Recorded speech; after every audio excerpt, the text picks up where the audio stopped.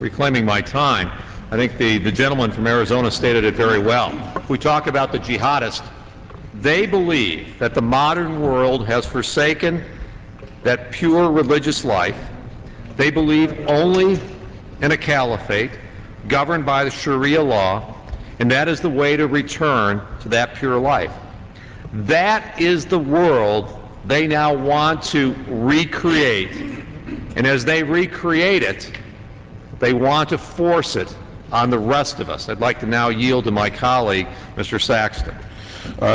Thank you, Mr. Hoekstra, for yielding. I'd just like to build on something that Mr. Shadegg said. He said that, in essence, that this subject is so important because it goes so much further than Iraq. And as a member of the Armed Services Committee, I try to keep close tabs on where our soldiers and sailors and Marines and airmen are deployed.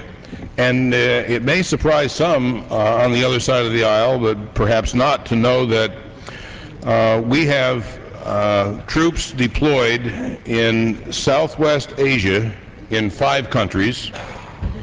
We have troops deployed in Europe in quite a few countries, several countries. In Central Asia, we have troops in Turkmenistan, Uzbekistan, and Kyrgyzstan.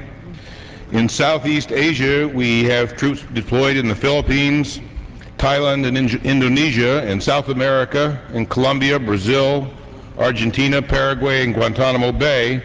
And in 19 countries in Africa, all in support of the war on terror. And as Mr. Shadegg mentioned a few minutes ago, it has been clearly stated that Iraq is the first battleground chosen to make their stand, and clearly stated that all of these other places where we have sent troops, not because we have extra troops to send somewhere, not because we have extra taxpayer dollars that we're trying to get rid of or spend, but because every one of those countries exhibits a piece of geography where there's a threat related to the global war on terror. And so a vote for this resolution is a vote perhaps of goodwill on the part of those who will eventually in a few days vote for it, but it won't end this war.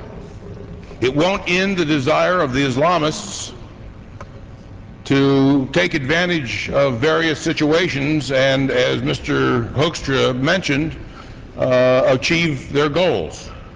And so this is a broad war. This is a war that will be years and perhaps decades of bringing to a conclusion. And the worst thing we can do is to send messages that we're not serious about carrying out our duties in defense of this generation and, as I will point out later, future generations of Americans. I'd like to